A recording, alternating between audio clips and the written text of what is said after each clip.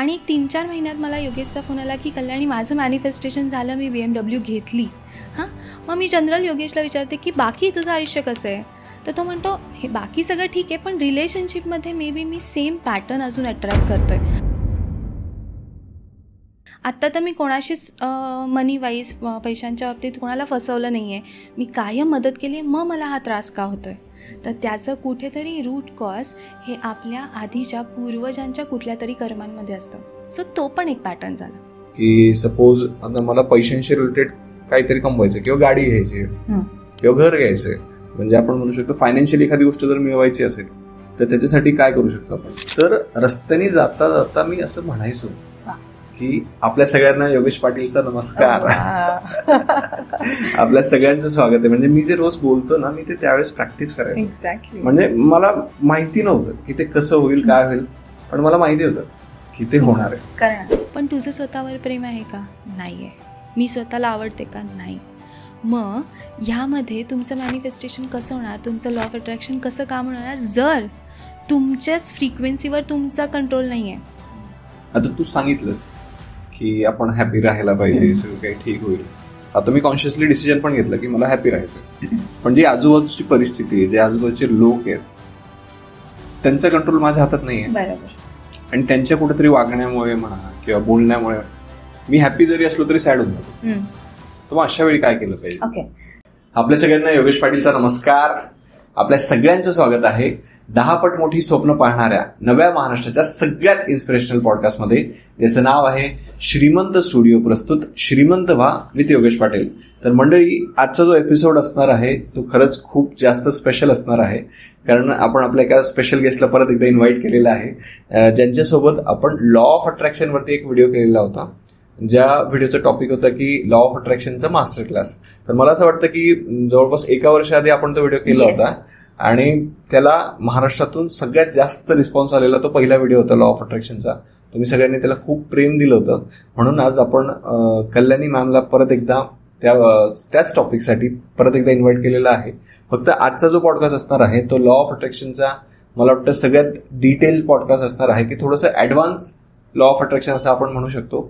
तर आता मी तुमचा टाइम वेस्ट करत नाही, आपण डायरेक्टली आजच्या या पॉडकास्टला स्टार्ट करूयात. परंतु त्याआधी आपल्या श्रीमंत स्टुडिओ या युट्यूब चॅनलला आत्ताच सबस्क्राईब करून ठेवा, कारण मी तुम्हाला सांगितले की इथून पुढे आपण आपल्या कॉन्टेंटची जी लेवल आहे ती वाढवत जाणार आहोत. तर कल्याणी, तुझं श्रीमंत व्हा या महाराष्ट्रातील सगळ्यात इन्स्पिरेशनल मराठी पॉडकास्टमध्ये परत एकदा स्वागत. Thank you so much Yogesh. Yes. तर आधीच्या आपला जो व्हिडिओ होता त्याचा एक्सपिरियन्स कसा होता? खूप छान होता. म्हणजे इंडियामधनं बाहेरून पण बरीच लोक कनेक्टेड झाली आणि सगळ्यांना वेगवेगळ्या पद्धतीचे अनुभव होते त्यांना वेगवेगळ्या पद्धतीने मार्गदर्शन करताना खरंच खूप बरं वाटलं, कारण फायनली आपलं काम आहे लोकांना मदत करणं, मार्गदर्शन करणं. सो खूपच वेगवेगळ्या पद्धतीचे अनुभव शेअर केले गेले होते. सो आय एम ग्लॅड आणि थँक्स टू यू की तू इतक्या छान पद्धतीने तो कंडक्ट केला होतास, त्यामुळे खूपच छान रिस्पॉन्स होता. थँक्यू सो मच आपला एक्सपिरियन्स शेअर केल्याबद्दल. आता आपण आजच्या पॉडकास्टकडे वळूयात. जो आजचा टॉपिक आहे आपला की लॉ ऑफ अट्रॅक्शन. आता बरेच लोक असे असतील की जे आपल्याला नवीन जॉईन झालेले आहेत, तर त्यांच्यासाठी आपण थोडंसं बेसिक पासून स्टार्ट करू, मग ऍडव्हान्समध्ये जाऊया. सगळ्यात आधी मला सांग की लॉ ऑफ अट्रॅक्शन म्हणजे तुझ्या भाषेत काय आहे? Okay. So law of attraction म्हणजेच आकर्षणाचा सिद्धांत असं मराठीत म्हटलं जातं. सो लॉ ऑफ अट्रॅक्शनमध्ये सगळ्यात इम्पॉर्टंट काय असतं की आपले जसे विचार असतात, आपली जशी ऊर्जा असते ज्याला आपण एनर्जी म्हणतो, त्याच पद्धतीचे अनुभव आपण घेत असतो आणि त्याच पद्धतीच्या गोष्टी आपण आयुष्यात अट्रॅक्ट करत असतो. सो हे खूप बेसिक लेवलची डेफिनेशन झाली. पण जर मुळात लॉ ऑफ अट्रॅक्शनबद्दल बोलायचं झालं तर लहानपणापासून आपण वेगवेगळे अनुभव घेतलेले असतात. मग त्यावेळेला त्या घटनेला सामोरे जाताना आपल्या मनात जे विचार आलेले असतात ते आपल्या सबकॉन्शियस माइंडवर स्टोअर होतात. आणि असे वेगवेगळ्या वयातले वेगवेगळ्या अनुभवांचे हे विचार आपल्या सबकॉन्शियस मेमरीवर प्रोग्राम केले जातात आणि त्याच एनर्जीनुसार, त्याच ऊर्जेनुसार आपण आपल्या आयुष्यात व्यक्ती आणि अनुभव अट्रॅक्ट करत असतो. आणि ह्याच्यामध्येच एक ॲडिशनल लेअर ऑफ कॉन्शियसनेस, म्हणजे असं म्हटलं जातं की तेथे बरेच लेयर्स ऑफ कॉन्शियसनेस असतात. सो सगळ्यात मेन लेअर ऑफ कॉन्शियसनेस जो इमिजिएट असतो तो आत्ता आपण एक्सपिरियन्स करत असतो, अनुभव घेत असतो. जो दुसरा असतो तो असतो ह्या जन्मातले सगळे अनुभव. आणि ह्याचमध्ये अजून एक लेअर असतो जो खूप डीपर लेवलला असतो, तो म्हणजे आत्तापर्यंतच्या वेगवेगळ्या जन्मांमध्ये आपण जे जे अनुभव घेत असतो त्याची कुठेतरी इम्प्रिंट, त्याची कुठेतरी मेमरी आपल्या सबकॉन्शियस माइंडवर स्टोअर केली जाते. म्हणजे बऱ्याच वेळेला तू नोटीस केलं असेल, लोकांना ना वेगवेगळ्या प्राण्यांची भीती वाटते, सापाची, पालीची, लोकांना पाण्याची भीती वाटते, पण खरं तर सापाला त्यांनी आयुष्यात कधीही बघितलेलं नसतं. सो याचाच अर्थ असतो की कुठल्या तरी जन्मामध्ये काहीतरी अशी घटना घडली होती आणि त्याची ती मेमरी तुमच्या सबकॉन्शियस माइंडच्या डीपर लेवलवर स्टोअर झालेली आहे, सेव्ह झालेली आहे, आणि म्हणून तुम्ही त्या पद्धतीचा अनुभव या आयुष्यात घेताय. ओके, पण मग यालाच जर समजा प्रॅक्टिकली इम्प्लिमेंट करायचं असेल लॉ ऑफ अट्रॅक्शनला, मग ते कशा पद्धतीने आपण करू शकतो? सो लॉ ऑफ अट्रॅक्शनला प्रॅक्टिकली करायचं असेल तर त्याचा अर्थ असतो मॅनिफेस्टेशन. मॅनिफेस्टेशन म्हणजे काय की एखादी गोष्ट प्रत्यक्षात मिळवण्यासाठी किंवा अनुभवण्यासाठी केलेली कृती. मग ती आपण ठरवून करतो किंवा कळत नकळत करतो. सो मॅनिफेस्टेशन बाबतीत बोलायचं झालं ना, तर ओव्हर द टाईम मी आता जितक्या क्लायंट्सबरोबर काम करते, जितक्या स्टुडंट्सना शिकवलं आहे, मला एक गोष्ट लक्षात आली आहे की यामध्ये मॅनिफेस्टेशन बाबतीत फक्त लिमिटेड नॉलेज लोकांना आहे. मग ते असेल की ज्या पद्धतीचा कंटेंट सोशल मीडियावर शेअर केला जातो की एखादी गोष्ट मिळवायची असेल तरच मॅनिफेस्टेशन करा. पण माझं असं मत आहे की आयुष्याच्या प्रत्येक क्षणाला आपल्या सबकॉन्शियस मेमरीवर जे जे विचार असतात, आपली जशी ऊर्जा असते, त्या पद्धतीने आपण आयुष्याचा प्रत्येक क्षण खरं तर ऑलरेडी मॅनिफेस्ट करत असतो. काही वेळेला हे मॅनिफेस्टेशन आपण ठरवून केलेलं असतं, काही वेळेला हे कळत नकळत असतं. सो सिम्पल मी तुला एक एक्झाम्पल देते की फॉर एक्झाम्पल योगेशनी मला फोन केला आहे की कल्याणी मला एक 6 महिन्यात BMW घ्यायची आहे. आणि योगेश म्हणतो मी सगळ्या पद्धतीचे मॅनिफेस्टेशन टेक्निक्स वापरतो आहे. ठीक आहे. आणि 3-4 महिन्यात मला योगेशचा फोन आला की कल्याणी माझं मॅनिफेस्टेशन झालं, मी BMW घेतली. मग मी जनरल योगेशला विचारते की बाकी तुझं आयुष्य कसं आहे? तर तो म्हणतो हे बाकी सगळं ठीक आहे, पण रिलेशनशिपमध्ये may be me same pattern अजून अट्रॅक्ट करतो आहे आणि मला कळत नाही आहे. सो खरं तर योगेशला मी विचारलं तर तू काय मॅनिफेस्ट केलंस, तर तो म्हणेल की मी तर गाडी मॅनिफेस्ट केली. कारण त्यांनी विचारपूर्वक, जाणीवपूर्वक प्रयत्न करून केलेलं मॅनिफेस्टेशन आहे. पण त्याच्या कळत नकळत त्याच्या सबकॉन्शियस माइंडवरचे जे विचार आहेत त्यांनी केलेलं मॅनिफेस्टेशन काय आहे, तर त्याच्या रिलेशनशिपमधले वेगवेगळे पॅटर्न्स, हे त्याच्या कळत नकळत झालेलं मॅनिफेस्टेशन आहे. सो आपल्या आयुष्यात आपण पॉझिटिव्हली पण काही गोष्टी मॅनिफेस्ट करत असतो आणि निगेटिव्हली पण या गोष्टी मॅनिफेस्ट करत असतो. काही ठरवून केलेल्या असतात आणि काही कळत नकळत झालेल्या असतात. ओके, पण मग याचं थोडंसं डिटेलमध्ये एक्सप्लेनेशन सांग ना की म्हणजे आता न कळत जर आपण एखादी गोष्ट मॅनिफेस्ट करत असलो तर त्याचा खूप त्रास पण होतो आपल्याला, पण याला जर ठीक करायचं असेल तर काय करता येईल? सो पहिल्यांदा तर आपण ते का करतो किंवा अशा गोष्टी का घडतात. सो बरेचदा मी ऑब्झर्व केलं आहे की लोकांना ना वेगवेगळ्या पद्धतीचे पॅटर्न्स असतात. आणि लोकांचा मेन भर कशावर असतो की मला मॅनिफेस्टेशन टेक्निक द्या आणि मला त्याच्यातनं बाहेर काढा. पण माझं मुळात म्हणणं असतं की तुमच्या आयुष्यात हा पॅटर्न का आहे ते आधी शोधून काढा, त्याच्यामागचं रूट कॉज शोधून काढा. ज्या वेळेला तुम्ही त्याच्यामागचा विचार बदलाल त्याच वेळेला तुमचं हे कम्प्लिटली म्हणजे कायमचं बदलणार आहे. नाहीतर टेम्पररी थोड्याफार गोष्टी पॉझिटिव्हली घडतील, पण जो कायमचं तुम्हाला पॅटर्न ब्रेक करायचा असेल तर सगळ्यात इम्पॉर्टंट काय असतं, तर त्याच्यामागचा रूट कॉज, त्याच्यामागचा बेसिक विचार शोधून काढा. आणि तो कुठे मिळतो, तो आपल्या सबकॉन्शियसमध्ये मिळतो. पण त्यासाठी आपल्याला थोडा वेळ काढून तो विचार करावा लागतो. त्याच वेळेला आपण बघू शकतो की कशामुळे हे ट्रिगर होतं आहे, आणि तेव्हाच आपण हा जाऊन विचार बदलू शकतो. म्हणून सगळ्यात इम्पॉर्टंट आहे की ज्या वेळेला असे पॅटर्न्स असतील तर सगळ्यात इम्पॉर्टंट आहे वेळ काढा आणि विचार करा की काय हे ट्रिगर करतं. ओके, आता जसं तू पॅटर्न्स बद्दल बोललीस की प्रत्येक माणसाचा एक पॅटर्न असतो. आता कदाचित हे बऱ्याच लोकांसाठी नवीन असेल की काय सांगते तू एक्झॅक्टली, तर कुठल्या कुठल्या टाईपचे लोकांचे पॅटर्न्स असतात आणि त्याला आपण कसं चेंज करू शकतो? ओके, सो बऱ्याच वेळेला रिलेशनशिपचा पॅटर्न असतो की आपण कायम असंच रिलेशनशिप अट्रॅक्ट करत असतो जिथे आपल्याला चीटिंग अनुभवायला मिळते. तरीही आपण सेमच गोष्ट करत राहतो किंवा अशाच रिलेशनशिपमध्ये पडतो जिथे कालांतराने तो माणूस चीटिंग करतो. सो हा एक रिलेशनशिपचा पॅटर्न झाला किंवा ज्याच्यामध्ये तुम्हाला कायम इनसिक्युरिटी वाटते. दुसरा पॅटर्न आहे जो फायनान्शियल पॅटर्न असतो, ज्याच्यामध्ये एक तर कायम पैसे येतात आणि निघून जातात. दुसरं असतं की पैसे येतच नाहीत. आणि तिसरं असतं की घरात म्हणजे कुठेतरी सगळ्या लहानपणापासून तुम्ही बघितलेलं असतं की कायम पैशाला कमी लेखलं जातं. सो असे वेगवेगळ्या पद्धतीचे काही पॅटर्न हे तुम्ही बनवलेले असतात, काही पॅटर्न हे तुमच्या फॅमिलीकडनं आलेले असतात आणि काही पॅटर्न हे तुमच्या पूर्वजांकडनं आलेले असतात. सो आपल्या ॲन्सेस्ट्रल ज्याला आपण म्हणतो अशा पूर्वजांकडनं आलेले पॅटर्न्स पण असतात, जिथे आत्ता असं वाटतं की आत्ता तर मी कोणाशीच मनी वाईज पैशांच्या बाबतीत कोणाला फसवलं नाही आहे, मी कायम मदत केली आहे, मग मला हा त्रास का होतो आहे. तर त्याचं कुठेतरी रूट कॉज हे आपल्या आधीच्या पूर्वजांच्या कुठल्या तरी कर्मांमध्ये असतं. सो तो पण एक पॅटर्न झाला. ओके. तर आता हे जे पास्ट लाईफचं तू सांगितलं, समजा आता नॉर्मल जे पॅटर्न सांगितलं की एखाद्याला सपोज रिलेशनशिपचा प्रॉब्लेम असेल, तो सेम गोष्टी परत परत अट्रॅक्ट करतोय, किंवा दुसऱ्याला पैशांचं असेल, पण मग हे जे पास्ट लाईफचं सांगितलंस की पास्ट लाईफमुळे पण आपल्या मध्ये काहीतरी पॅटर्न्स तयार होत असतात, तर हे थोडंसं आणखी डिटेलमध्ये सांग. सो सगळ्या आपल्याला आयुष्यात जे जे एक्सपिरियन्स आहे, अनुभव येतात, ते कुठे ना कुठे कर्मांशी रिलेटेड असतात. आपली ह्या जन्मातली कर्म किंवा आधीच्या कुठल्याही जन्मांमधली कर्म. सो ज्या वेळेला असे पॅटर्न्स येतात त्यावेळेला जनरली आपण काय त्यांना गाईड करतो की हे फाइंड आउट कराच की ह्या जन्मामध्ये कुठे आहे का.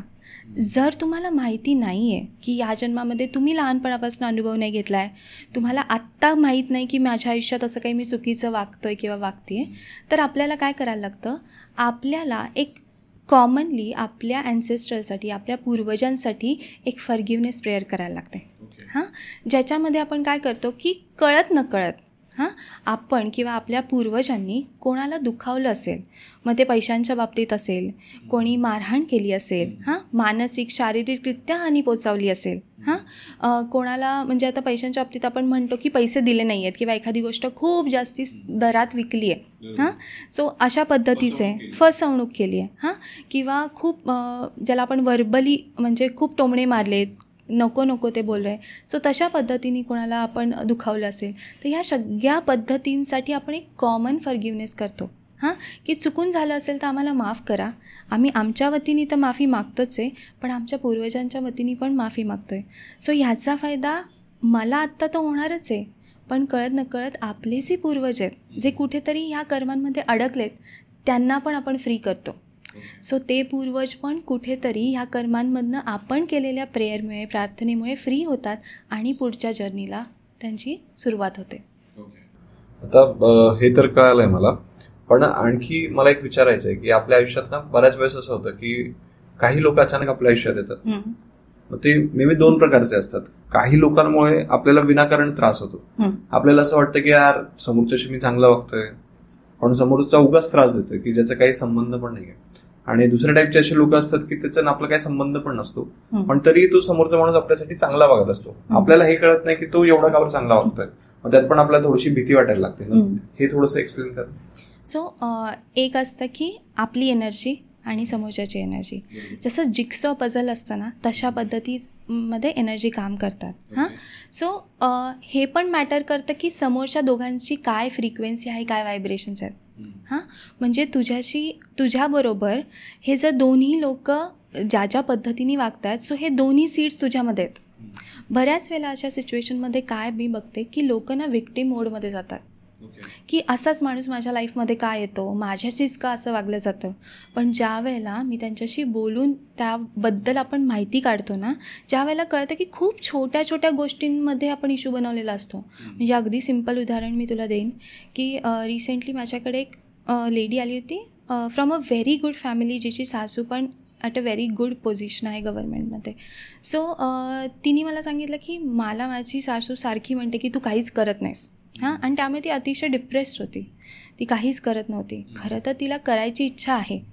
सो ज्यावेळेला मी तिला विचारलं की बाकी आयुष्यात काय प्रॉब्लेम आहे, तर ती म्हणली बाकी काहीच प्रॉब्लेम नाही, त्या म्हणतात तू काही करत नाहीस. मी म्हणलं मग खरंच तू काय करतेस का.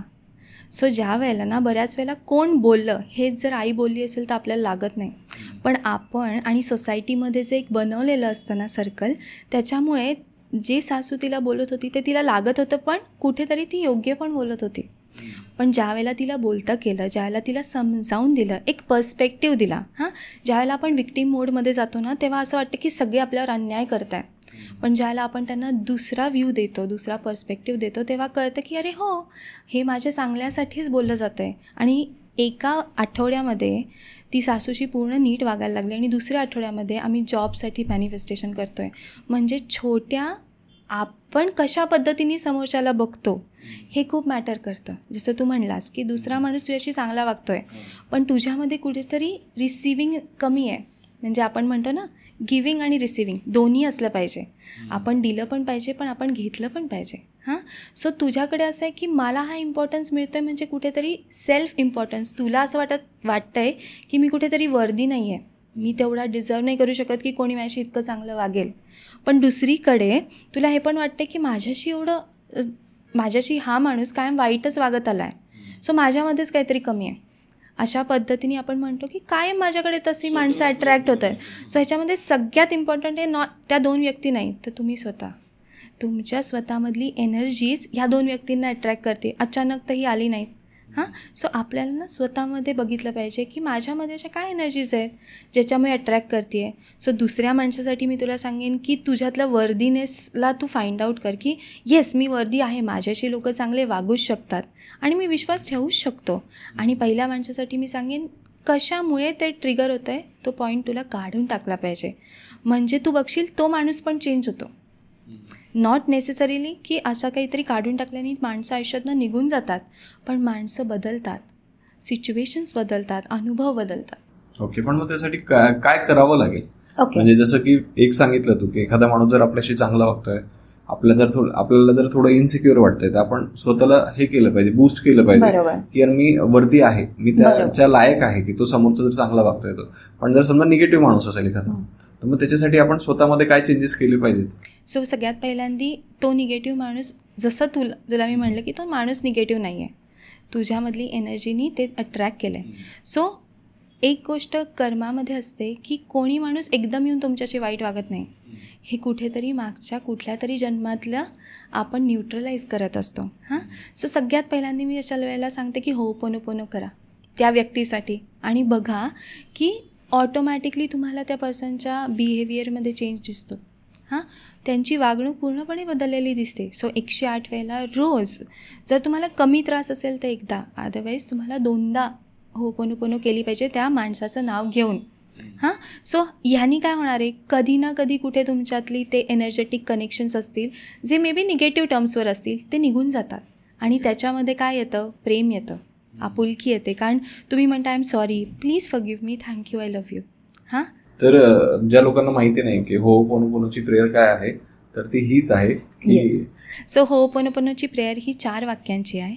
I am sorry, please forgive me, thank you, I love you. जिथे आपण माफी मागतोय, आपण हे ॲक्सेप्ट करतोय की माझ्याकडनं जर चूक झाली असेल तर. थँक्यू म्हणजे आपण ग्रेटफुल आहोत त्या पर्सनसाठी, कारण त्या पर्सनमुळेच आज मला कळलं की माझ्या आयुष्यात काहीतरी काम करण्याची गरज आहे. आणि आय लव्ह यू म्हणजे की आपल्यातलं रिलेशनशिप, आपल्यातलं नातं चांगलं असू दे, हीच होपोनोपोनो. ओके, तर आता खरं तर इंटरेस्टिंग मोडवरती पॉडकास्ट आलाय की आता आपण थोडंसं डिटेलमध्ये जातोय, परंतु त्याआधी मला तुम्हाला सगळ्यांना सांगायचं आहे की हा जो आजचा एपिसोड आहे तो पॉवर्ड बाय श्रीमंत होम्स आहे. की श्रीमंत होम्स हे आपलं एक नवीन वेंचर आहे की ज्यामध्ये आपण जर तुम्हाला पुण्यामध्ये कुठलंही घर घ्यायचं असेल तर त्यासाठी हेल्प करत असतो. आणि तुमच्या पद्धतीने तुमच्या बजेटमध्ये जे काही लक्झुरियस प्रोजेक्ट्स आहेत ट्रस्टेड डेव्हलपर्सचे, ते तुम्हाला शोधण्यासाठी आपण तुम्हाला हेल्प करत असतो. तर त्यासाठी खाली एक नंबर दिलेला आहे, त्या नंबरवरती तुम्ही कॉन्टॅक्ट करू शकतात आणि डिस्क्रिप्शनमध्ये गुगल फॉर्म आहे तो भरू शकतात. तर आता आपण परत स्टार्ट करूयात आपल्या मुद्द्यावरती. हे सगळं झालं, समजा मागच्या जन्माचं रिलेशन ते कळालं, पण आता बऱ्याच लोकांचे म्हणजे मेनली 4 आस्पेक्टशी रिलेटेड प्रॉब्लेम्स असतात, हेल्थ, वेल्थ, मनी आणि रिलेशनशिप. बरोबर? तर हे कसे सॉल्व्ह करायचं लॉ ऑफ अट्रॅक्शनने? समजा पहिले तर आपण मॅनिफेस्टेशन पासून चालू करूयात की मला मॅनिफेस्टेशन स्टार्ट करायचंय वेगवेगळ्या सेक्टरमध्ये. पण त्याआधी प्रश्न हा येतो की मॅनिफेस्टेशनचं एक्झॅक्टली वय किती असलं पाहिजे, म्हणजे कोणी ते केलं पाहिजे, लहान मुलांनी केलं पाहिजे की वयस्कर माणसांनी केलं पाहिजे? ओके, सो मॅनिफेस्टेशन बाबतीत ना मला बरेच पेरेंट्स म्हणतात की आम्ही आत्तापासून कुठे मुलांना टेक्निक देऊ. सो कुठेतरी ना मॅनिफेस्टेशनला घेऊन ना एक थोडासा गैरसमज आहे. सो त्या बाबतीत मला सांगायला आवडेल की मॅनिफेस्टेशन म्हणजेच डायरेक्टली टेक्निक वापरणं नाही. मॅनिफेस्टेशन म्हणजे सबकॉन्शियस प्रोग्रॅमिंग, अफर्मेशन्स पण. आणि ते मला असं वाटतं ना, जे आपण गर्भसंस्कार करतो त्याच्यामध्ये काय करतो की हे चांगले विचारच वेगवेगळ्या मंत्रांमधनं श्लोकांमधनं आपण त्या बेबीपर्यंत पोचवतो, त्या मातेच्या गर्भापर्यंत पोचवतो. सो आपल्याला हेच मॅनिफेस्टेशनचे सबकॉन्शियस अफर्मेशन हे तेव्हापासून पण करता येतात की छोटे छोटे, की मी खुश आहे, मी आनंदी आहे, मला माहिती आहे माझी सगळी रिलेशनशिप्स ही खूपच छान असणार आहेत, सगळे नातेसंबंध छान असणार आहेत, मग माझ्या आयुष्यात चांगलाच पार्टनर येणार आहे, माझ्याकडे पैसा हा खूप इझिली येतो आणि कमी कष्टात येतो, खूप, आणि तो टिकतो पण. सो हे जे वेगवेगळे अफर्मेशन्स आहेत ते आपण गर्भापासून देऊ शकतो, लहान इवन बेबी जन्मल्यानंतरसुद्धा आपण त्याला देऊ शकतो. कारण असं गरजेचं नाही की त्या माणसाने अफर्मेशन्स म्हटले पाहिजेत. आपण म्हणतो की ज्या वेळेला बाळ झोपतं त्यावेळेला त्याचं सबकॉन्शियस प्रोग्रामिंग चालू असतं, त्यावेळेला आई पण बाळाला म्हणू शकते.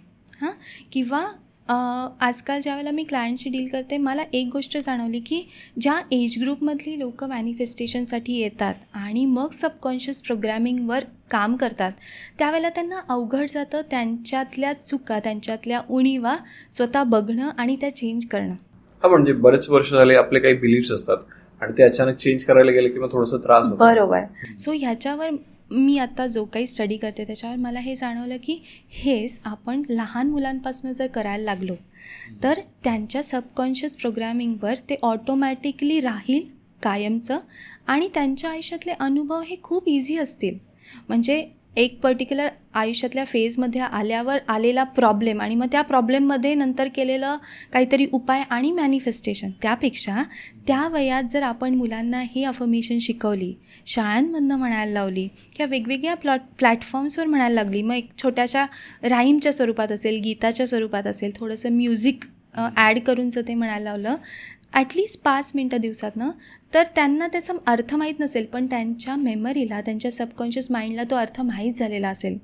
त्यामुळे जर त्यांना म्हटलं की सगळे विषय हे खूप चांगले आहेत, म्हणजे मी हे नाही म्हणणार की फक्त पैशासाठी लहान मुलांना करा, पण त्यांच्या अभ्यासासाठी पण, की माझा फोकस खूप चांगला आहे, मी खूप छान कॉन्सन्ट्रेशनने अभ्यास करते, मला सगळे विषय आवडतात आणि मला माहिती आहे की माझा अभ्यास खूप छान झाला आहे, मला परीक्षेत छान मार्क्स मिळणार आहेत.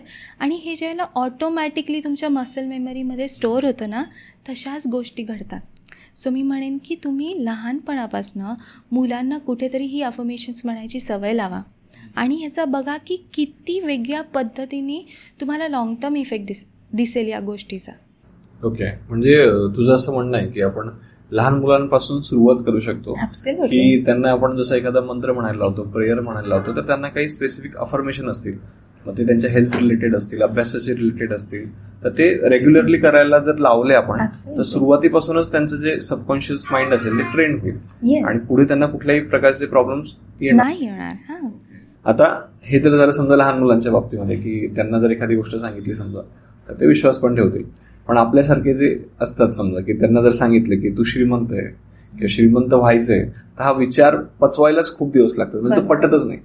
मग मला माहिती आहे की मला माझ्या लाईफमध्ये ग्रोथ पाहिजे, पैसा पाहिजे, पण त्याच्यासाठी जो माइंडसेट आहे तो ठेवायसाठी माझं माइंड लगेच तयार नाही होते. बरोबर. तर मग कशा पद्धतीने आपण एक एक गोष्ट चेंज करू शकतो? ओके, सो ज्या वेळेला असे ब्लॉक्स असतात, ज्याला मी म्हणतो ब्लॉक्स, सो असे आपण ना वेगवेगळे टेक्निक्स वापरतो असे ब्लॉग्स आयडेंटिफाय करायला, जिथे आपण हे ब्लॉग शोधून काढतो आणि मग ते रिलीज पण करतो, ते काढून पण टाकतो. सो ह्याच्यासाठी वेगवेगळे टेक्निक्स असतात. सो सगळ्यात पहिल्यांदी तर मला एक जाणवलं की पूर्वीच्या काही, तुला आठवतं आहे, आपल्याकडे ना विचार करायला वेळ असायचा. आता कसं झालं आहे, आता मला जेव्हा वेळ मिळतो मी मोबाईलवर असते, आता जेव्हा वेळ मिळतो तेव्हा मी कुठल्या तरी काहीतरी ॲक्टिव्हिटी करत असते. मग हे लहान मुलांच्या बाबतीत पण आहे, मोठ्यांच्या बाबतीत पण आहे. आजकाल आपण आपल्या माइंडला बोर व्हायला वेळच नाही देत. सो सगळ्यात इम्पॉर्टंट इवन मोठ्यांच्या बाबतीत मी म्हणेन की जो कॉन्स्टंट यूज तुम्ही करताय तुमच्या मोबाईलचा आणि सगळ्या इलेक्ट्रॉनिक गॅजेट्सचा, त्याच्यापासून थोडंसं लांब व्हा, डिटॅच व्हा. दिवसातला एक थोडा वेळ जिथे तुम्ही स्वतः विचार करा की हे का चाललं आहे माझ्या आयुष्यात. ज्या वेळेला तुम्हाला हे कळतं की तुमच्या आयुष्यात हा पॅटर्न येतोय कुठून, मग त्याच्यासाठी गाईड करायला तर आम्ही आहोतच. की समजून घ्यायला की कुठल्या कुठल्या पद्धतीचे ब्लॉग्स असतात. म्हणजे काही ब्लॉग्स असतात जे आपण आईबाबांच्या बोलण्यातनं ऐकलेले असतात, आजी आजोबांकडनं ऐकलेले असतात, किंवा शाळेतल्या मित्रमैत्रिणीकडनं, किंवा नंतरच्या आपल्या आयुष्यातल्या कुठल्या कुठल्या अनुभवांवरनं आपल्याला आलेले असतात. सो हे ज्यावेळेला आपण ब्लॉग्स आपण शोधून काढतो, मी जनरली सांगते की तुम्ही लिहून काढा. तुमच्या आयुष्यात तुम्हाला असं वाटतं की काय काय घटना आहेत ते एका कागदावर लिहून काढा, आणि यातल्या कुठल्या घटना आपल्याला रिलीज करायच्यात, कायमच्या काढून टाकायच्यात, याच्यासाठी पण वेगवेगळे टेक्निक्स आहेत. सो त्या वेगवेगळ्या टेक्निक्सचा वापर करून आपण ते रिलीज करतो. त्यातलं एक टेक्निक आहे जे खूप सोपं आहे, की आपण काळ्या कागदावर काळ्या पेननी हे लिहायला सांगतो.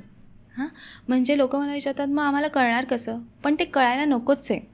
एकदा तुमच्या मनाच्या ह्याच्यावरनं ते कागदावरनं आलं तर त्या कागदावर उतरलं पाहिजे, आणि मग तुम्हाला तो कागद फाडून जाळून टाकायचा असतो.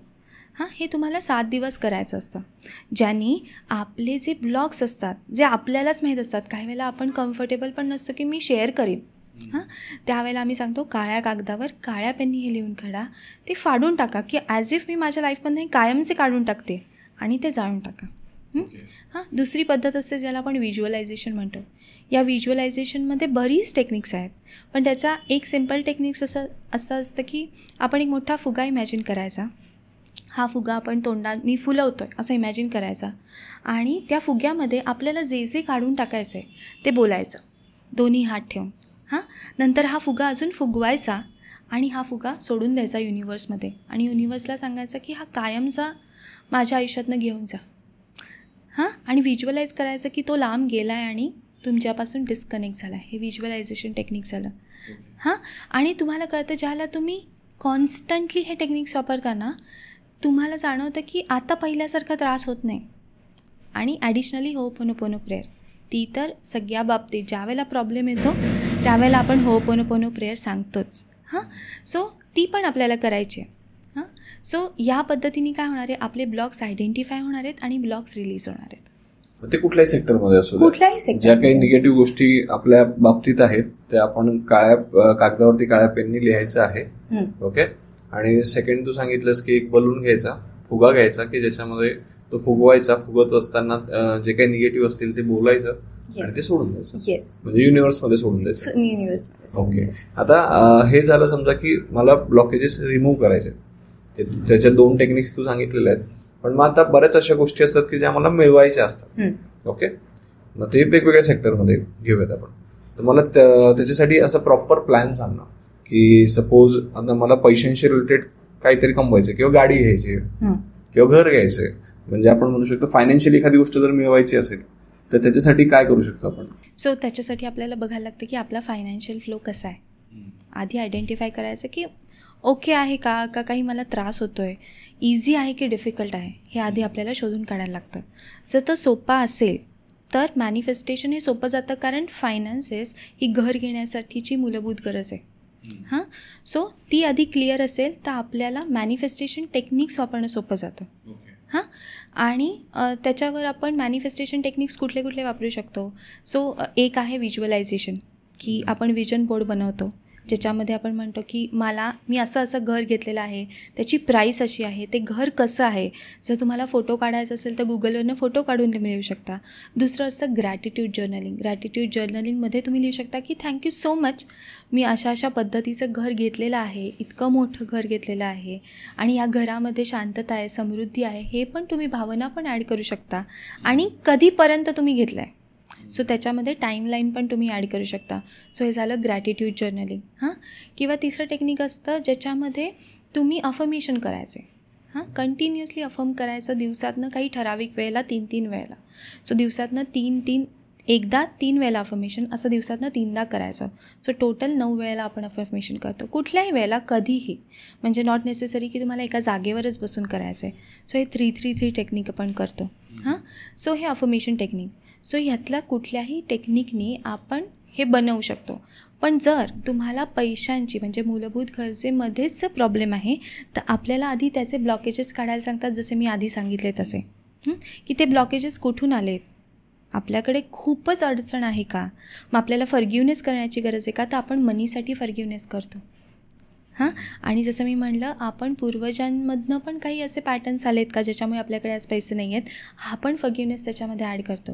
मग त्या होपोनोपोनोमध्ये आपण काय म्हणतो की I am sorry, please forgive मला, माझ्या फॅमिलीला, माझ्या पूर्वजांना, की त्यांनी काही असं निगेटिव्ह गोष्टी केल्या असतील ज्याच्यामुळे आमच्याकडे मनी फ्लो होत नाही आहे. Thank you so much, I love you. So अशा पद्धतीने आपण टोटल सगळे जे पॅटर्न्स आहेत पूर्वजांकडनं आलेले ते पण काढू शकतो. आणि तुम्ही ऑटोमॅटिकली बघाल की मनी फ्लो बेटर झाला आहे. सो एकदा ते टेक्निक काम करायला लागलं की मग तुम्ही अफर्मेशन जे बाकीचे टेक्निक्स हे मॅनिफेस्ट करायला वापरू शकता. मग अफर्मेशन असेल, ग्रॅटिट्यूड जर्नलिंग असेल, जे 333 असतं, व्हिज्युअलायझेशन असेल. पण मग समजा तू प्रॉपरली सांगितलं की आधी जे ब्लॉकेजेस असतील ते पण रिमूव्ह करावं लागतील. पण मग यार परत एकदा विचारतो की लोकांचा ना पैशाच्या बाबतीत थोडासा प्रॉब्लेमच असतो आणि ते बरेच लोक फेस करत असतात की त्यांना पैसे पाहिजे असतात, पण मग पाहिजे असले तर मग डायरेक्ट 1 कोटी 2 कोटी 10 कोटी असतात आणि ते आपलं माइंडच विश्वास ठेवत नाही, ते वर्कआउटच होत नाही. म्हणजे पैशाच्या बाबतीत तरी मला असं वाटतं की लॉ ऑफ अट्रॅक्शन सगळ्यात अवघड गोष्ट आहे. किंवा आता लॉ ऑफ अट्रॅक्शन मध्ये बऱ्याच वेळेस असं पण सांगतात की मला एखादं अचानक लॉटरी लागलेली आहे किंवा एखाद्या व्यक्तीने मला अचानक पैसे दिले, पण या गोष्टी प्रॅक्टिकली विश्वास नाही बसत. तर ते थोडंसं डिटेलमध्ये. सो ह्याच्यामध्ये सुद्धा ना मागे आहे आपला सबकॉन्शियस विचार.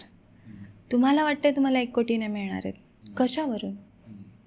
आणि आपल्याला काय होतं ना, आपल्या मनात काय असतं, मला कष्ट करून पैसे मिळवायचे आहेत, हा एक कुठेतरी विचार आपल्या आपल्या आईबाबांकडनं आपण बघितलेला असतो की कायम कष्ट करून जेवढे हवे तेवढेच पैसे कमवा.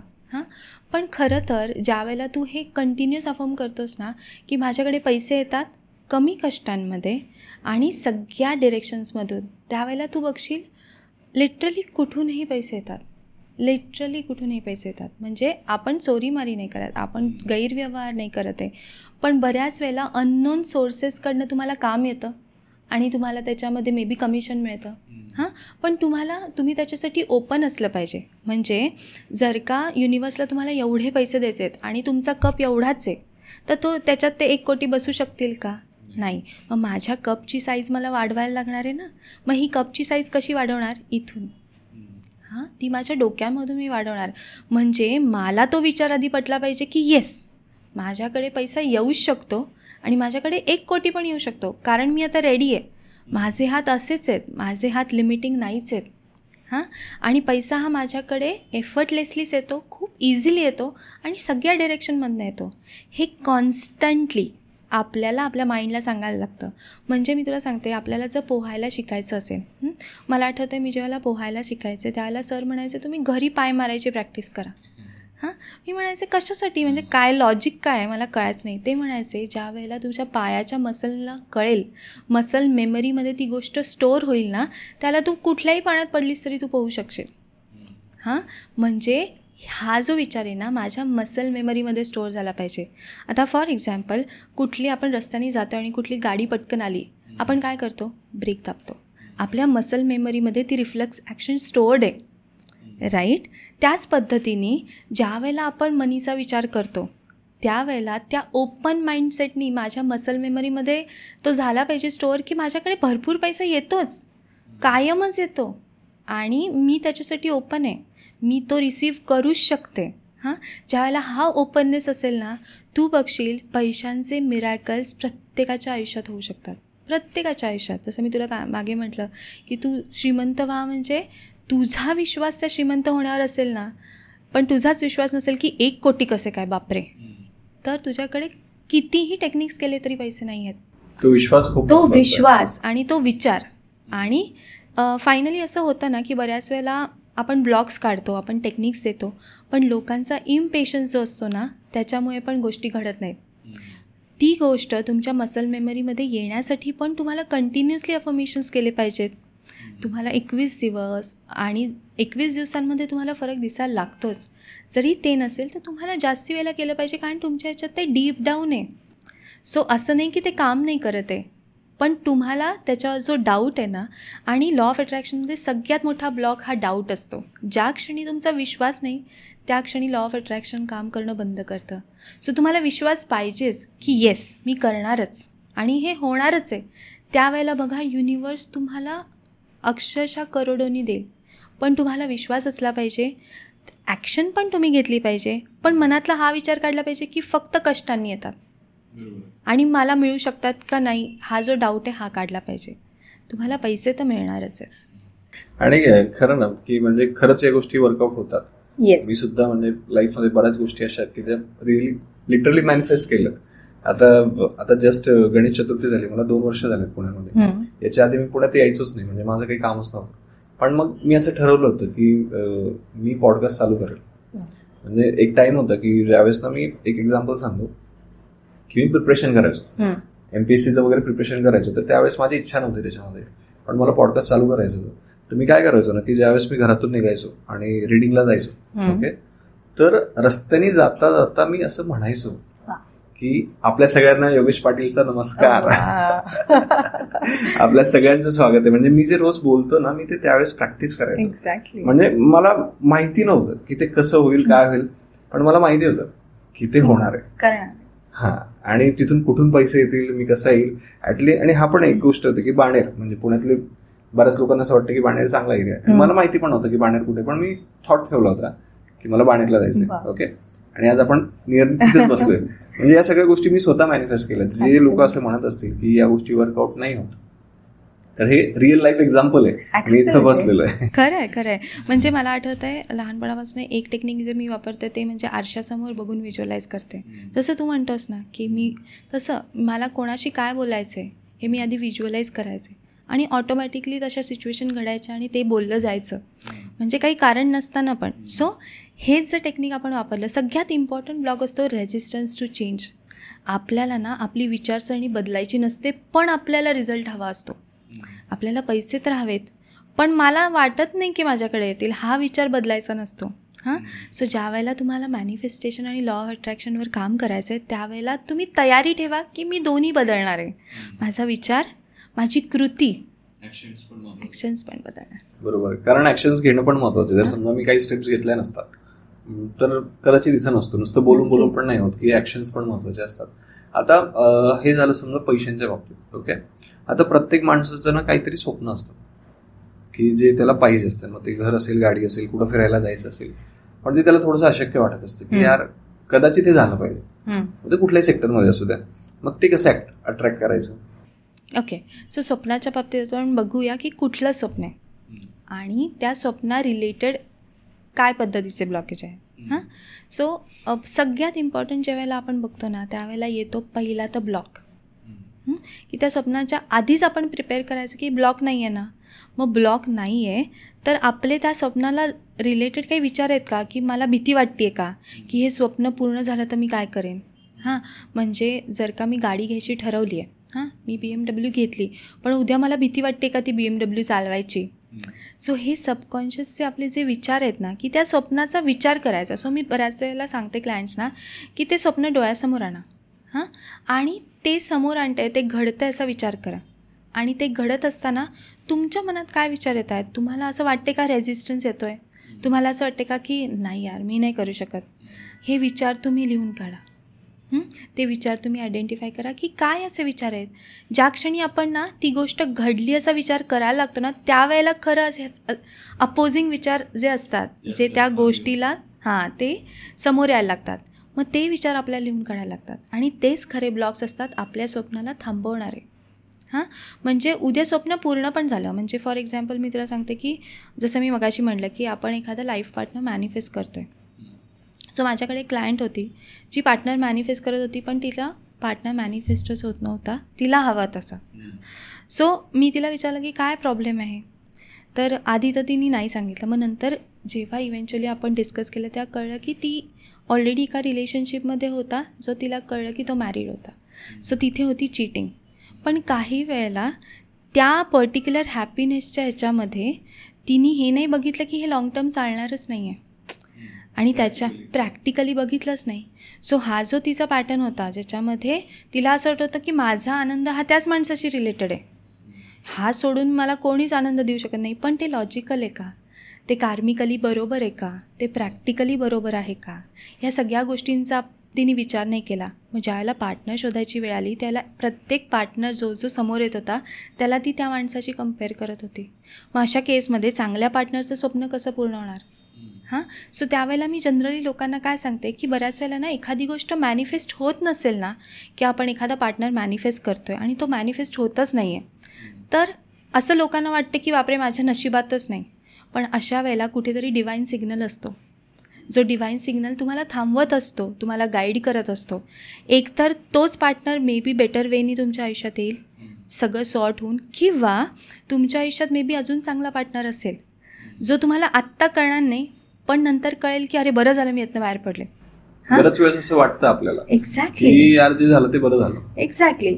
सो आपण ना त्या पर्टिक्युलर गोष्टीला जो जो जो डिले होत असतो त्याला आपण चुकीच्या पद्धतीने घेतो, की माझ्या बाबतीत तर काही कामच करत नाही मॅनिफेस्टेशन. तर त्याच्या बाबतीत हा डिवाइन सिग्नल असतो, कुठेतरी तुम्हाला युनिवर्स थांबवत असतं.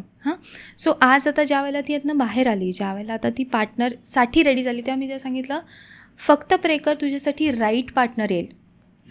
आणि ज्या वेळेला तिने हे सुरू केलं, तिने राईट पार्टनर अट्रॅक्ट केला, आणि आज तिचा मला मध्ये फोन आला की थँक्यू सो मच, मी त्याच्याशी लग्न नाही केलं.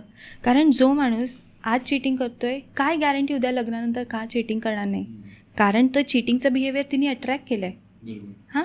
सो ही जी स्वप्न असतात ना, मग ते पार्टनर असेल, मग ती गाडी असेल, किंवा कुठलंही स्वप्न, त्याच्या बाबतीत आधी आपण विचार केला पाहिजे हे लॉजिकल आहे का, हे प्रॅक्टिकल आहे का, हे खरंच हवं आहे का. का जनरल आजकाल आपण म्हणतो ना की लोकांना दाखवायला आपण करतो. सोशल मीडियाच्या सगळ्या इम्पॅक्टखाली आपण खूप कंपॅरिझन मोडमध्ये जातो की त्याच्याकडे मग मला घेतलीच पाहिजे.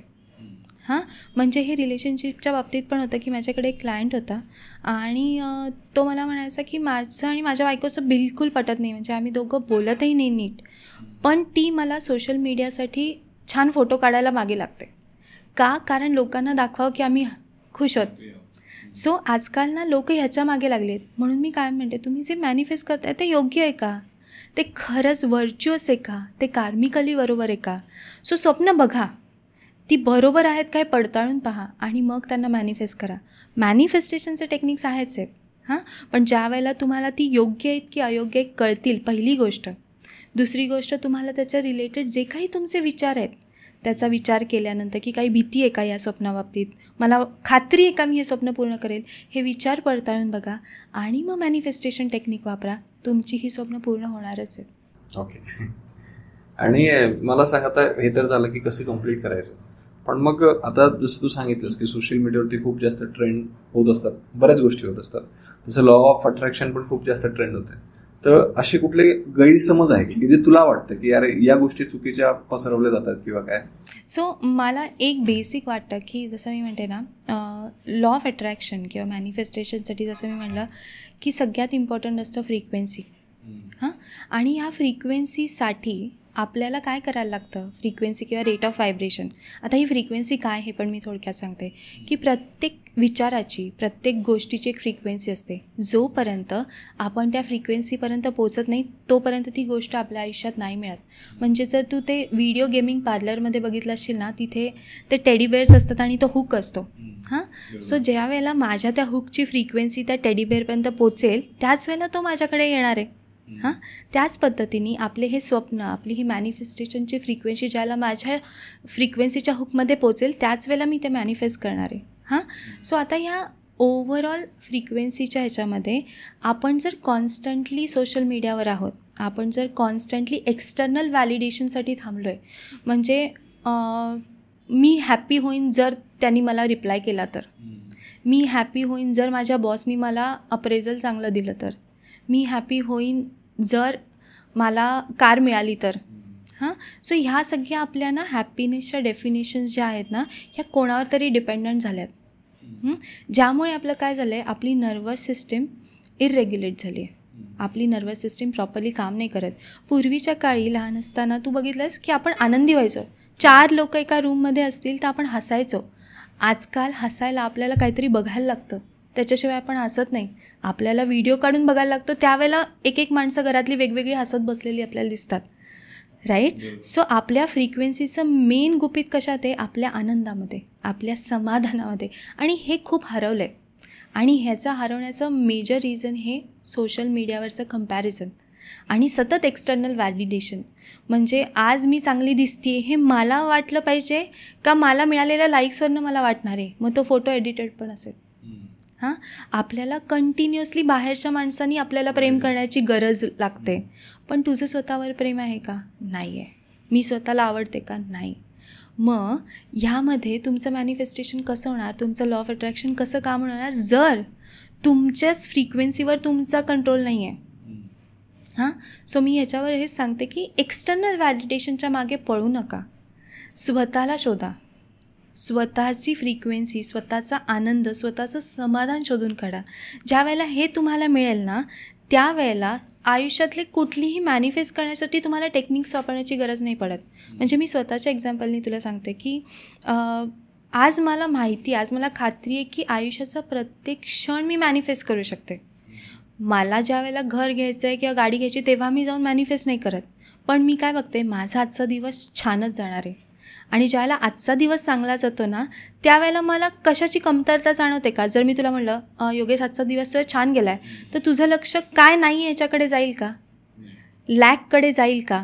नाही जाणार. आणि असाच जर रोजचा दिवस गेला तर तुझं लक्ष लॅककडे जाईल का? नाही. तुझं लक्ष काय जाईल? अरे बरं झालं, ग्रेटफुल आहे मी की माझा दिवस छान गेला. हां, सो आपण ते जे समाधानी नाही होत ना, आनंदी नाही होत ना, त्यामुळे आपण कंटिन्युअस तो आनंद बाहेर शोधतो आहे. आणि म्हणूनच आपले व्हायब्रेशन लो होत आहेत, म्हणूनच आपली फ्रिक्वेन्सी लो होते, आणि म्हणूनच आपल्याला हे लॉ ऑफ अट्रॅक्शन आणि मॅनिफेस्टेशन करणं खूप अवघड जातं आहे. आपला फोकस कशावर आहे? कंटिन्युअसली टेक्निक्स वापरण्यावर. पण जर टेक्निक्स वापरण्यासाठी लागणारा हुकच प्रॉपर नसेल तर ते टेक्निक टिकेल का? नाही टिकणार आहे. सो सगळ्यात इम्पॉर्टंट तुमची व्हायब्रेशन, तुमची फ्रिक्वेन्सी शोधून काढा, तुमचा जीवनातला आनंद शोधून काढा, आणि मग टेक्निक वापरा. भरपूर टेक्निक्स आहेत, पण सगळ्यात पहिल्यांदा हे विचार करा की मला आयुष्य मॅनिफेस्ट करायचं आहे. आणि एकदा आयुष्य मॅनिफेस्ट करायला शिकलात ना, हॅपी आयुष्य, की तुम्हाला सगळ्या गोष्टी इझी होऊन जाणार आहेत, सगळ्या गोष्टी. सो हे मला वाटतं की कुठेतरी सोशल मीडियावरनं कन्वे नाही केलं जात. सोशल मीडियावर हेच केलं जातं की हे टेक्निक वापरा, ते टेक्निक वापरा, आणि 100 टेक्निक. त्याच्यामुळे इम्पेशन्स येतो, त्याच्यामुळे अँक्झायटी येते, त्याच्यामुळे डिप्रेशन येतो. कारण जसं मी मगाशी म्हटलं, जर तुम्ही चुकीच्या पार्टनरला मॅनिफेस्ट करण्यासाठी 100 टेक्निक वापरताय आणि त्यातून आलेलं डिप्रेशन. म्हणजे मी छोटंसं उदाहरण देते की माझ्याकडे एक क्लायंट होती जिचं रिलेशनशिप ब्रेक झालं होतं, आणि ती त्याच पार्टनरला पुन्हा मॅनिफेस्ट करत होती, आणि ती 5 वर्षांनी माझ्याकडे आली होती, आणि ती 5 वर्ष डिप्रेशनमध्ये होती. इमॅजिन 365x5 एका पर्टिक्युलर पर्सनला मिळवण्यासाठी ती डिप्रेशनमध्ये होती. डिप्रेशन म्हणजे नर्वस सिस्टम तुमची ब्लॉक होऊन जाते. तुमच्या नर्वस सिस्टमला हसता येत नाही, स्माईल करता येत नाही, आनंदी राहता येत नाही. सो असा वेळ आपण ह्या मॅनिफेस्टेशन टेक्निक्सच्या मागे घालवण्यापेक्षा आधी त्याचा ब्लॉक तर शोधून काढा. आधी मी करते ते योग्य आहे की नाही ते शोधून काढा, मग मॅनिफेस्ट करा. म्हणून मी म्हटलं ना, आज मी खुश असेन तर मी आनंद अट्रॅक्ट करणार आहे. सो आज मी हॅप्पी आयुष्य जर अट्रॅक्ट केलं किंवा ती फ्रिक्वेन्सी सेट केली तर माझं वेल्थ छान असणार आहे, कारण माझं समाधान आहे, माझं रिलेशनशिप छान असणार आहे. त्याच्यामध्ये मग एक्सटर्नल मॅरिटल अफेअर्स किंवा डिवोर्सेसचे चान्सेस कमी होतात.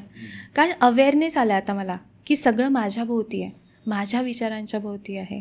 त्यामुळे मी म्हणेन की सगळ्यात पहिल्यांदा ह्या सगळ्या कंटेंटमुळे लोकांची फ्रिक्वेन्सी हॅम्पर होती आहे, आणि लोक फक्त शॉर्टकमिंग्सकडे हे देतात की इझी प्लेजरकडे जातात. पण easy pleasure is never long lasting. आता तू सांगितलंस की आपण हॅपी राहायला पाहिजे, सगळं काही ठीक होईल. आता मी कॉन्शियसली डिसिजन पण घेतलं की मला हॅपी राहायचं, पण जी आजूबाजूची परिस्थिती आहे, जे आजूबाजूचे लोक आहेत, त्यांचा कंट्रोल माझ्या हातात नाही आहे. बरोबर. आणि त्यांच्या कुठेतरी वागण्यामुळे म्हणा किंवा बोलण्यामुळे मी हॅपी जरी असलो तरी सॅड होऊन जातो.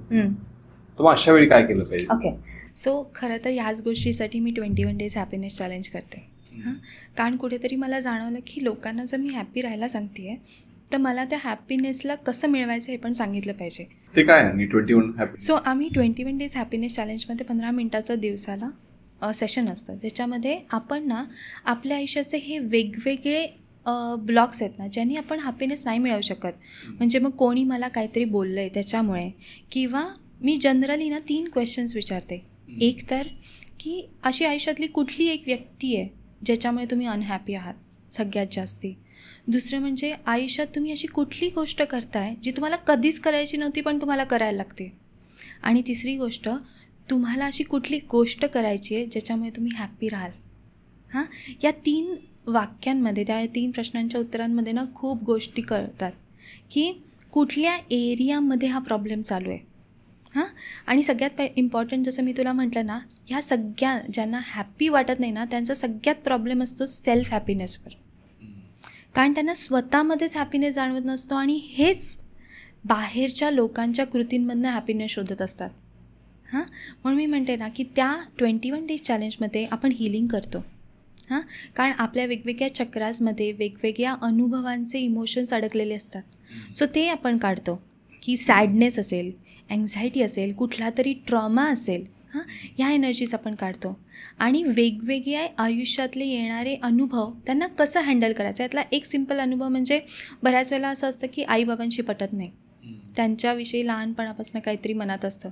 सो त्या 21 डेज चॅलेंजमध्ये एक टास्क असतो की आईबाबांना फोन करून थँक्यू म्हणायचं, सॉरी म्हणायचं. हां, कारण बऱ्याच वेळेला ना आपला इगो असतो जो आपल्याला हॅप्पी राहू देत नाही. आपला इगो असतो जो आपल्याला सांगत नाही की तुला गरज आहे चेंज होण्याची, समोरच्याला नाही. हां, कारण आजकाल काय झालं आहे ना, आजकाल प्रत्येकजण स्वतःभोवती एक शिल्ड बनवून झाला आहे तयार. कारण बरीच लोकं एकटी राहत आहेत, बरीच लोकं ही कंटिन्युअसली काम करत असतात, वर्किंग असतात, मोबाईलच्या आजूबाजूला असतात. सो मोबाईलमध्ये सुद्धा अशी रील्स पॉपअप होतात जी तुमच्या विचारांना सपोर्ट करतात. म्हणजे मे बी माझा आत्ताचा डिसिजन किंवा माझं आत्ताचं पाऊल चुकीचं पण असेल, पण ज्याला मला ते रील दिसतं मला वाटतं मीच बरोबर आहे आणि समोरचा चुकीचा आहे. समोरच्याच्या टोनला, समोरच्याच्या मेसेजेसला आपण चुकीच्या पद्धतीने इंटरप्रिट करतो. पूर्वी ह्या गोष्टी होत्या का? पूर्वी ह्या गोष्टी, आपला हॅपीनेस एवढा अवघड होता का? नव्हता. कारण आता आपण ओव्हर थिंकिंग, ओव्हर ॲनालायझिंग, ओव्हर एक्सपेक्टेशनमध्ये अडकलो आहे. मग ते प्रत्येक नात्याकडनं अडकलो आहे की मग त्यांनी किंवा तिने मला केलेला रिप्लाय, हां, माझ्या सासू सासऱ्यांनी मला बोललेली एखादी गोष्ट किंवा माझ्या नवऱ्याने मला समजून नाही घेतलं. पण तुझ्या नवऱ्याची मानसिकता, त्यांच्या ब्रेनची जडणघडण आणि एका स्त्रीची जडणघडण ही वेगळी असते. मग ह्याच्यातनं आलेले एक्सपेक्टेशनचे क्लॅशेस, हां, हे जे आहे ना, हे कुठेतरी सगळं एकमेकांना रिलेट नाही होते, हे कुठेतरी सगळं गडबडगुंडा झालेला आहे. त्यामुळे मला असं वाटतं ना की हॅपीनेस शोधण्यासाठी पहिल्यांदा शोधा की तुम्ही लोकांशी कसे वागताय. तुम्ही ज्या लोकांबद्दल तुम्ही असं म्हणताय की जे निगेटिव्ह आहेत, त्यांच्याविषयी माझा काय विचार आहे, मला का त्यांच्याविषयी ट्रिगर होतं आहे. म्हणजे एखाद्या पार्टनरविषयी, हां, तो माझ्याशी नीट वागतच नाही, तो माझा ऐकूनच घेत नाही. हां, हे का होतं आहे? कारण मी कंटिन्युअसली कंप्लेंट करते आहे का? कुठल्या पार्टनरला आवडेल की कंटिन्युअसली मी कंप्लेंट केलेली, घरी आलो की कंप्लेंट. तिची मे बी तिचा पर्स्पेक्टिव्ह बरोबर पण असेल, पण जशा पद्धतीने आपण या गोष्टी डिलिव्हर करतो, तू एकदा तरी त्या पार्टनरला थँक्यू म्हणलीस का? नाही. सो ह्या जे मिसिंग आउट गोष्टी आहेत ना, ह्या आपण त्या 21 डेज चॅलेंजमध्ये समजावून देतो आणि लोकं ॲक्च्युली करतात. आणि तुला सांगू, आत्तापर्यंत 2 किंवा 3 चॅलेंजेस आपले झालेत आणि मी एवढी गॅरंटी देऊ शकते की त्या चॅलेंजमधला प्रत्येक माणूस खुश होता. म्हणजे पहिल्या दिवशी ज्यांचे जे क्रिटिसायझिंग हे होते ना की माहीच आहे, मला खूपच प्रॉब्लेम होतं, एका टाईमनंतर त्यांना होतं की आज मला कळलं की त्या माणसाला कसं हे करायचं, हँडल करायचं. आज मला त्या माणसाने काही केलं तरी फरक नाही पडत आहे आणि हेच झालं पाहिजे. मला सांग, आयुष्यात वेगवेगळी माणसं वेगवेगळ्या टप्प्यावर भेटत असतात. किती लोकांमुळे आपण स्वतःला सेल्फ सॅबोटॅज करणार, किती लोकांमुळे आपल्यामध्ये ती निगेटिव्हिटी भरणार. माझ्यामधला माझा कप जर पॉझिटिव्हिटीने आणि हॅपीनेसनी भरलाच असेल तर त्याच्यात निगेटिव्हिटी येऊ शकेल का? नाही. सो मी सांगते, एक खूप अमेझिंग टेक्निक आहे ज्याला झीबू सिम्बल्स असं म्हणतात. झीबू सिम्बल्स हे एंजलिक मेडिटेशनमधनं फ्लो झाले होते. हां, डेबी म्हणून एक आर्टिस्ट होते, त्यांनी ते सिम्बल्स रिसीव्ह केले आणि त्यांनी ते ड्रॉ केले. खूप सिम्पल सिम्बल्स आहेत जे कोणी कधीही कुठेही करू शकतं आणि ह्या सिम्बल्सचा वापर करून आपण हॅपीनेस आणू शकतो, आपण घरात हार्मनी आणू शकतो, आपण कधीही कोणाचंही हीलिंग करू शकतो. त्याच्यात प्रॉस्पेरिटी, पैशासाठी सिम्बल आहे, असे वेगवेगळे भरपूर सिम्बल्स आहेत. हां, सो ह्या झीबू टेक्निकनीसुद्धा अमेझिंग मिरॅक्युलस रिझल्ट्स येतात. हां, अगदी 2 बोटांनी ड्रॉ करण्याचे सिम्बल्स असतात, हवेत करू शकतो, असं नाही की कुठेतरी बसून करायला लागतात. सो हे एक टेक्निक आहे ज्यांनी आपण हा हॅपीनेस आणू शकतो आणि याचा लोकांना विश्वास नाही बसणार. पण ज्या वेळेला स्टुडंट्सनी हे वापरायला लागलं, लोकांनी सांगितलं की मला, म्हणजे मी कुत्र्यावर वापरलं, मी माझ्या मुलांवर वापरलं, मी माझ्या लॅपटॉपवर वापरलं सो आपण आपल्याला झोप येत नसेल तर उशीवर काढण्यासाठी झिगू सिम्बल आहे, ज्याच्यामुळे तुम्ही मला दुसऱ्या दिवशी सांगाल येस आम्ही झोपलो. हां, सो हे जे आहे ना आपल्याला माहीत नसतं की कशा पद्धतीने आनंद मिळवायचा आहे, कारण आपण विक्टीम मोडमध्ये होतो. माझ्यावर खूप अन्याय होतो आहे ह्याच झोनमध्ये आपण आहोत. पण ज्याला मी तुम्हाला सांगेन की नाही हे खूप सोपं आहे रे, हे हँडल करणं खूप सोपं आहे, हा तुझा विचार आहे, हा त्यांचा विचार मे बी वेगळा आहे, त्याला तुला कळतं की येस मी खूप ओव्हरथिंक करतो आहे. एक एक नातं सुटायला लागतं, एक एक नातं सोपं व्हायला लागतं आणि असाच तो हॅपीनेस येतो. आणि सगळ्यात सोपं मी सांगेन की अफर्म करा की मी खुश आहे, मी हॅपी आहे, मी आनंदी आहे आणि मला हक्क आहे आनंदी राहायचा प्रत्येक क्षणाला. हां, सो हे एक मेकॅनिझम झालं. दुसरं एक गोष्ट आहे की आपण प्राणायाम करतो. हां, ज्या वेळेला आता मी तुला छोटासा डेमो देऊ. सो डोळे बंद कर. आत्ता तुझ्या मनातले जे काही निगेटिव्ह विचार असतील ते थोडंसं बघ की किती आहेत. मोठा श्वास घे, श्वास होल्ड करून ठेव जितका ठेवू शकतो. श्वास रिलीज कर, पुन्हा श्वास होल्ड करून ठेव,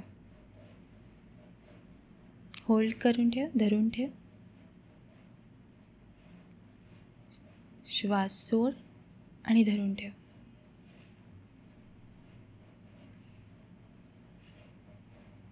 रिलॅक्स. Open your eyes. याला कुंभक म्हणतात. जो मधला होल्ड असतो ना त्याला कुंभक म्हणतात. आपली नर्वस सिस्टीम ना कायम त्या निगेटिव्ह विचारांना शोधण्यासाठी रेडी असते. पण ज्या वेळेला आपण श्वास रोखून धरतो ना आपली नर्वस सिस्टीम निगेटिव्ह विचारांना नाही शोधत, पुढचा श्वास कधी येतो याच्यावर फोकस करते. त्यामुळे ऑटोमॅटिकली आपल्या नर्वस सिस्टममधले निघून जातात. आणि हेच जर आपण रोज वापरायला लागलो तर किती अमेझिंग फरक पडेल. आपल्याला कोणाची सांगायची पण गरज नाही आहे की मी आनंदी नाही आहे, माझ्यामध्ये खूप निगेटिव्हिटी, कारण तुमचेच विचार आहेत जे अट्रॅक्ट करत आहेत. सो सगळ्यात पहिल्यांदी गोष्ट की कोणीही कसंही वागतं हे तुम्हाला दाखवलेलं मिरर रिफ्लेक्शन आहे, आरसा आहे. सो तुम्हाला तुमच्या एनर्जीवर काम करण्याची गरज आहे. आणि हे प्राणायाम प्रत्येकाने दिवसातनं 2दा तरी केलं पाहिजे, 7-7 वेळा तरी. हां, आणि तुम्ही बघाल तुमच्यातला रागीटपणा, चिडचिड, कोणाबद्दल सारखं की हे असेच वागतात, कंप्लेनिंग नेचर ऑटोमॅटिकली कमी होतं, कारण आपली नर्वस सिस्टीममधले ते थॉट्सच निघून जातात.